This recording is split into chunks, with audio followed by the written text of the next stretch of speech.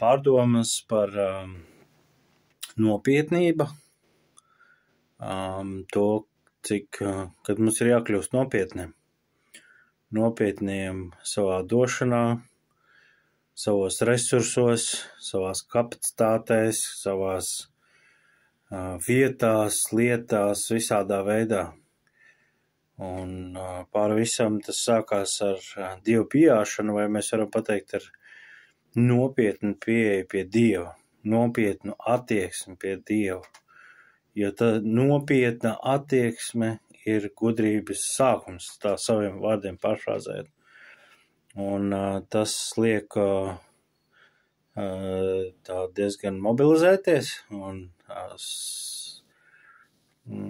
saprast, ka nav laiks daudz, nav laika muļķoties vai kaut kur lieki tērēt savu resursu, savu kaut kādu laiku.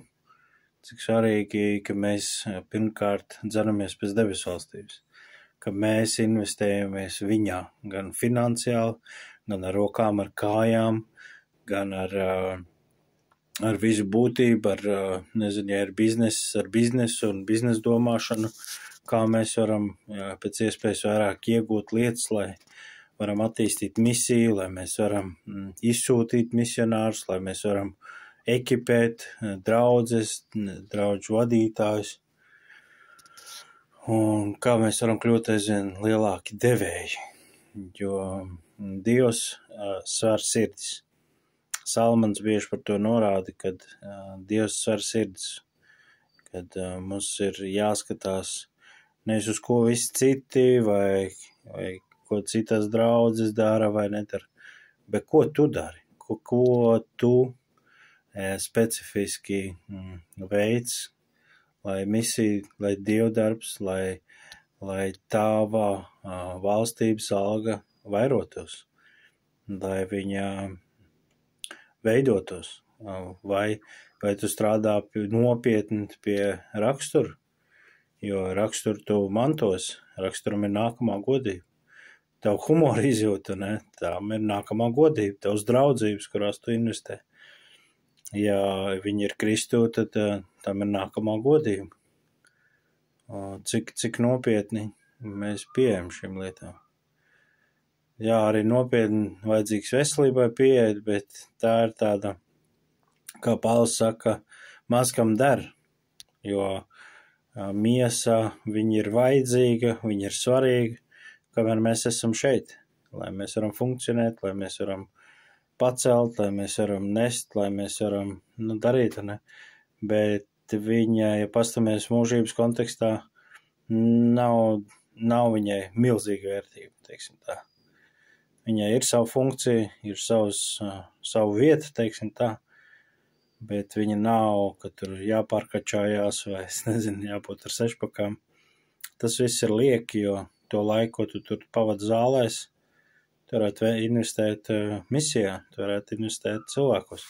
Vai ja tā uz zāli, ja tu esi tik gudrs, ka zāli ir jau misija, tad tev ir divi vienā.